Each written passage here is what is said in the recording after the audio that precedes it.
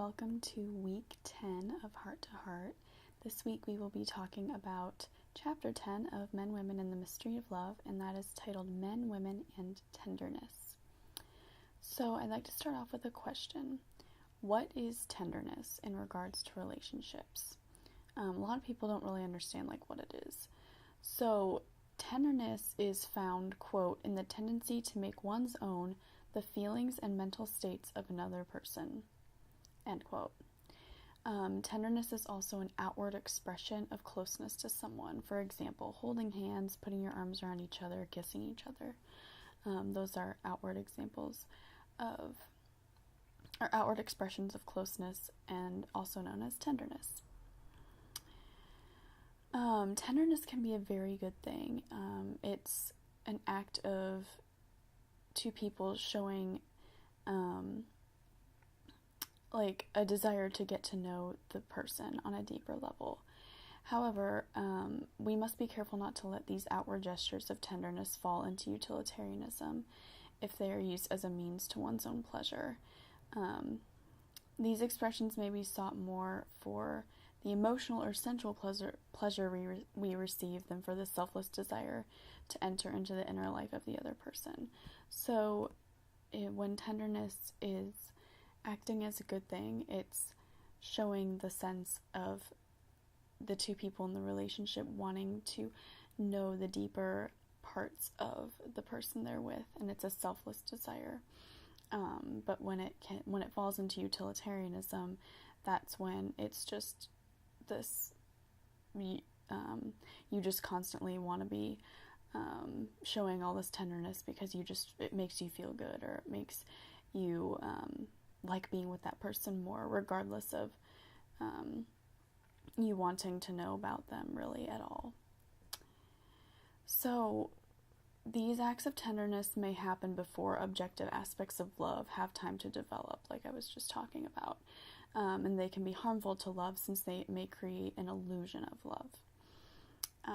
So a lot of people will just think, oh, well, we're so in love, we can't keep our hands off each other, and I just want to be with him all the time, and that's not love, that's an illusion of love, and that's kind of when tenderness can fall into this utilitarianism. Alright, so I'm going to show a quote from this chapter, and I just want you to read it, and then we'll come back and talk about it.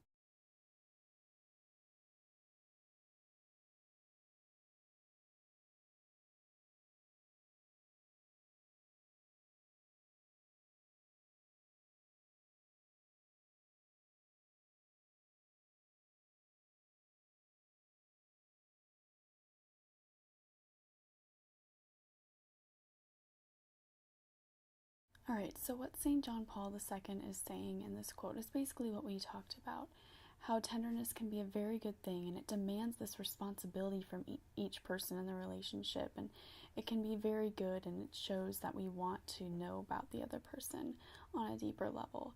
But he also warns about falling into utilitarianism and not being a good thing for people.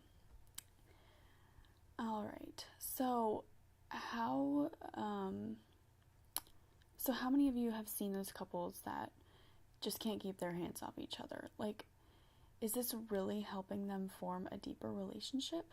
Probably not. When there's excessive tenderness shown, and it's just obvious that the two people aren't doing it selflessly, but they're just doing it because it makes them feel good and they love being around that person. They just want to be holding them or touching them or holding their hand or kissing them at any point in time.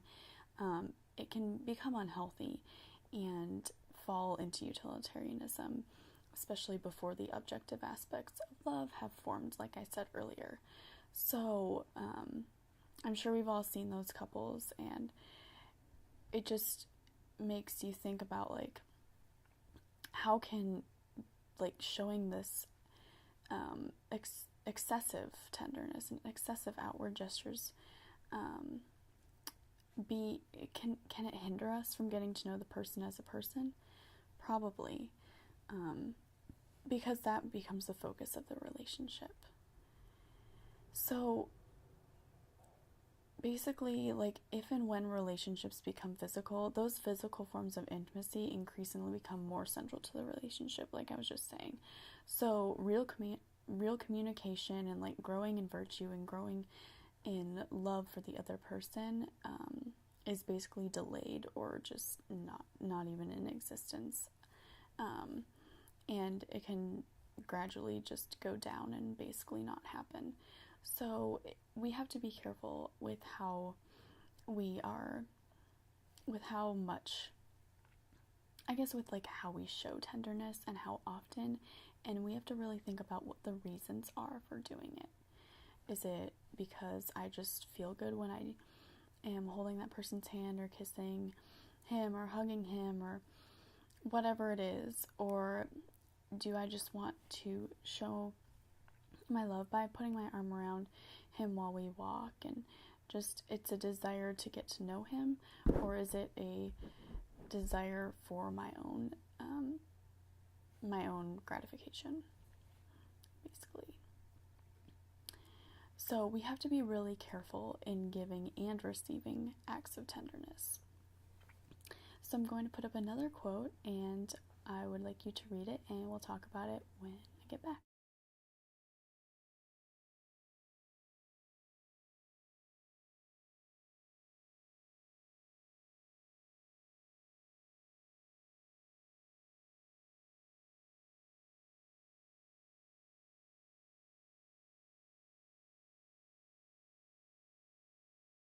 Alright, so what St. John Paul II is saying in this quote is basically there can't really be authentic or genuine tenderness without this will and desire to show love and kindness to the other person.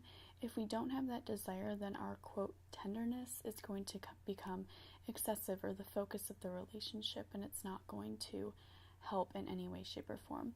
This is just him kind of explaining that and like the reasons that that's really bad, and that only genuine tenderness can come from this genuine desire to show loving kindness for the other person. So it's just kind of reiterating that point. So how does this relate to marriage?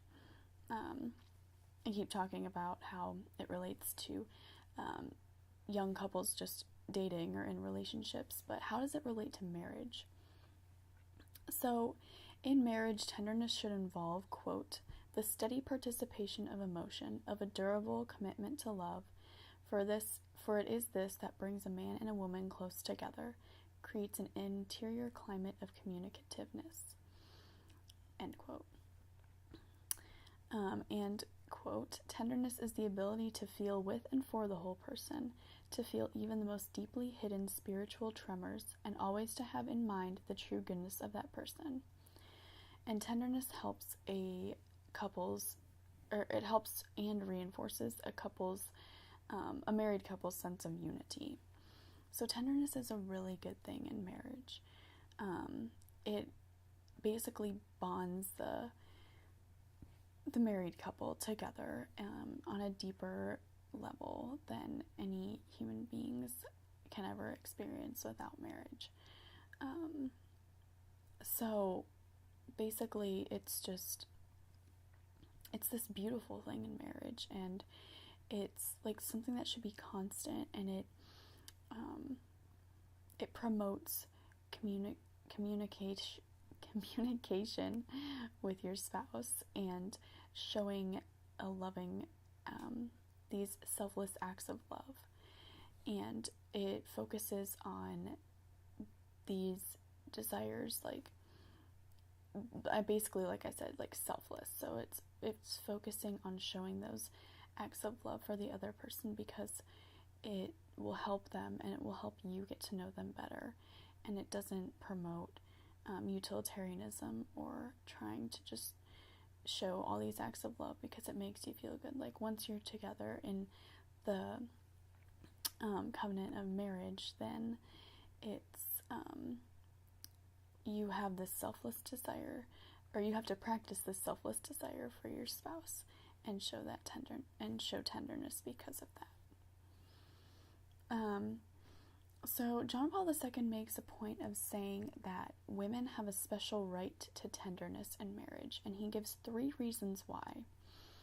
And he says there are 3 reasons why husbands need to enter into the emotional lives of their wives.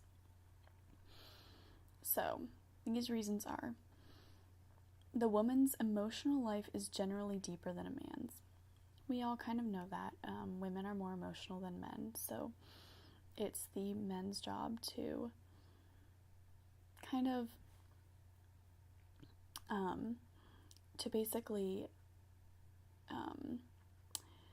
share in their wives' emotional lives and like try to get to know them and understand them on that level, because men aren't as emotional as women. The second reason is the woman gives herself to a man, and he talks about it in the sense that since women are emotional, we are emotionally connected to the people in our lives a lot of the time, and it's sometimes harder for women to leave their families because these are the people they've emotionally been connected to their entire lives. So when they get married, it's harder for a woman to leave her family and live with her husband. And sometimes she experiences like an emotional loss from this, and it's a little bit harder for her. So that's why he says women give themselves to men in marriage, because they literally are, it's a lot harder for women to leave their families, or so he says. And the last reason is a woman goes through extremely important and difficult experiences in her life, including pregnancy, childbirth, nursing, caring for a newborn, leaving a job and staying at home, etc. There's a lot of things that a woman gives up when her and her husband start having children, and what she has to go through to have those children is very hard too. And that's just the way we're made. Men were not created to go through those things, and that's fine. And women were, so it's men's job to show this tenderness and let their wives know that like they're not alone in this experience. And even though the men aren't going through it, like they are there for their wives, and it's important that they're there for them as they go through these transitions, because it's really hard. It changes your life, obviously. So those are the 3 reasons that John Paul II gives for women needing tenderness and husbands needing to show them this tenderness and enter more into the emotional lives of their wives. So he challenges men to do this, and it's a wonderful thing. And basically just says like women need tenderness from their husbands. It's not something that we just like want or desire, but we really do need it. And in marriage especially, women need tenderness because of all the changes that they go through. So I encourage you to read Isaiah 40 verse 11. It's basically just talking about Jesus' tenderness for his children, and it's really reflective of how we should be showing this tenderness to each other. So just as Jesus treats us tenderly, so should we treat each other tenderly. Like men and women should treat each other tenderly in relationships and in marriages. And Christ gives us a beautiful example of this, and it's great that he has this example for us to follow and to live out in our own lives. So that's what I'm going to leave you with. Thank you so much for watching, and I'll see you next week when we talk about chapter 11. Bye.